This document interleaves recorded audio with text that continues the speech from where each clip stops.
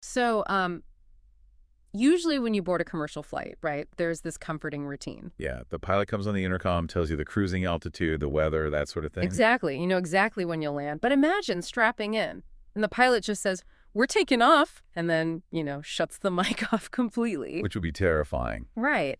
And that is exactly where the digital asset market is sitting right now in June 2026. Today, we're taking a deep dive into a stack of macroeconomic and on-chain data. Yeah, our mission for you today is basically to figure out how this silent pilot approach is, like forcing the entire ecosystem to radically pivot. Yeah, from just hoarding assets to actually engineering complex yield. So the silent pilot in this scenario is the new Federal Reserve Chair, Kevin Warsh. Right. He's heading into his first FOMC meeting, and he is famous for absolutely despising forward guidance. So he's removing the easing bias. Exactly. The Fed has this traditional habit of dropping hints about future rate cuts, right, to keep markets comfortable. But when high beta risk markets, assets that swing wildly compared to the broader market, like crypto, suddenly lose those hints, they fly blind. Which triggers a massive wave of de-risking. Yep. And looking at the data, I mean, the radio silence makes total sense. There is a 97.4% probability that rates stay parked right in that 3.50 to 3.75% range. Well, yeah, because the inflation numbers are incredibly sticky right now. They're sitting at a 3-year high of 4.2%. Wow. Still that high. Yeah. And a massive driver behind that is the ongoing energy supply shock from the maritime blockages in the Strait of Hormuz. I mean, the central bank literally cannot afford to promise rate cuts when energy prices are this unpredictable. Right. So since the Fed is refusing to offer cheap money anytime soon, corporations holding digital assets are suddenly looking at their balance sheets and realizing, they have a massive leak. Opportunity cost. Exactly. They can't just let Bitcoin sit there 24/7 doing absolutely nothing anymore. They have to engineer yield. And the shift in corporate treasury strategies has been aggressive. I mean, take GameStop, for instance. Right. They are running an over-the-counter covered call strategy with Coinbase.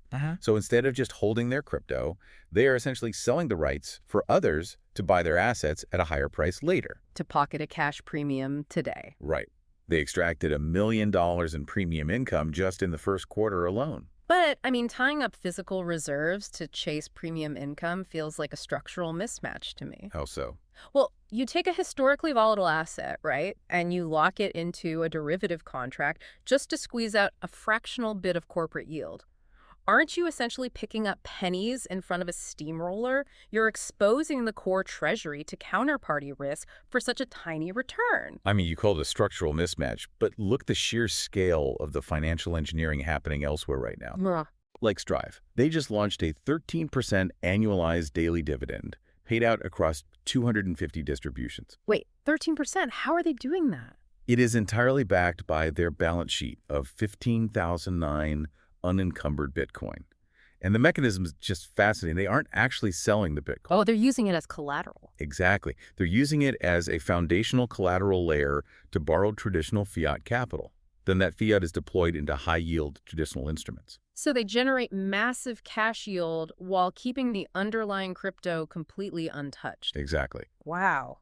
And that aggressive hunt for utility is actively pulling capital into entirely new sectors, right? It's forcing major platforms to upgrade their internal plumbing to handle it. Oh, definitely. With Bitcoin in this sort of range-bound consolidation phase, liquidity is migrating heavily toward computational resources and AI infrastructure. Right, like Bit and Sur surging over 31% recently. Yeah, and we are seeing this align perfectly with traditional equity movements.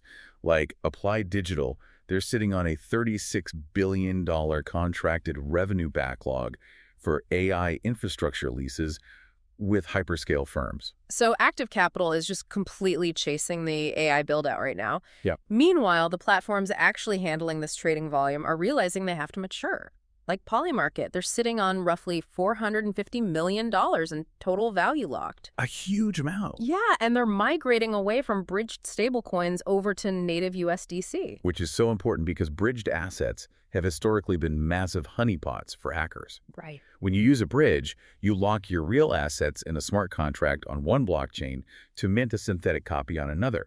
So if the original smart contract gets hacked, the copy is worthless. Right. So using a bridged asset is basically like using a casino chip at a grocery store. You just have to trust that the vault holding your real cash doesn't get robbed. That's a perfect way to put it.